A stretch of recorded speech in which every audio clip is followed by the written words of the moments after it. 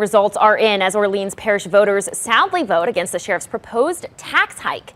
Simone Levine is also the newest Orleans criminal court judge after winning the seat by a very slim margin. Josh Robertson sat down with Dillard University professor and political analyst Robert Collins to break down the results. It was a sound defeat because the citizens didn't really understand what the tax was for.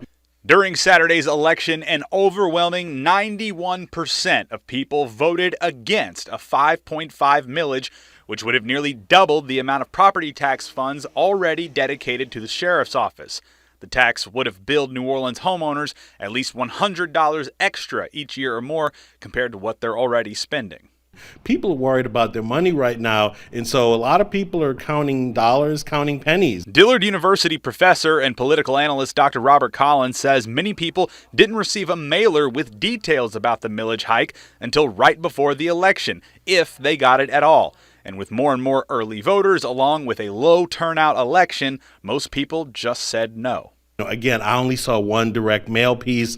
I mean, when you're asking for money like this, you really need to ramp up, a full-fledged media campaign. You should go on television. You should go on the radio. Sheriff Susan Hutson released a statement saying, quote, "While it did not go as we hoped, it in no way diminishes the financial needs of the Orleans Parish Sheriff's Office." She goes on to say the office is dedicated to the community.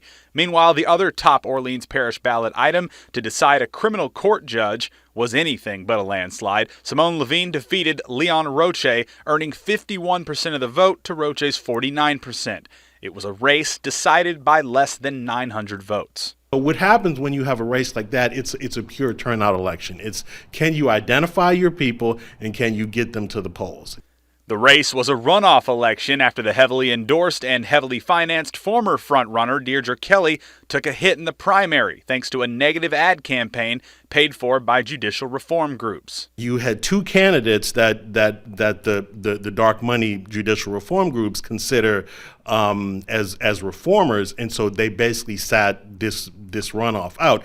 And Collins says he believes the endorsement of District Attorney Jason Williams is what helped push Levine over the top. His endorsed candidates have been winning elections in the last couple election cycles, so I think we can see this as a win for the district attorney.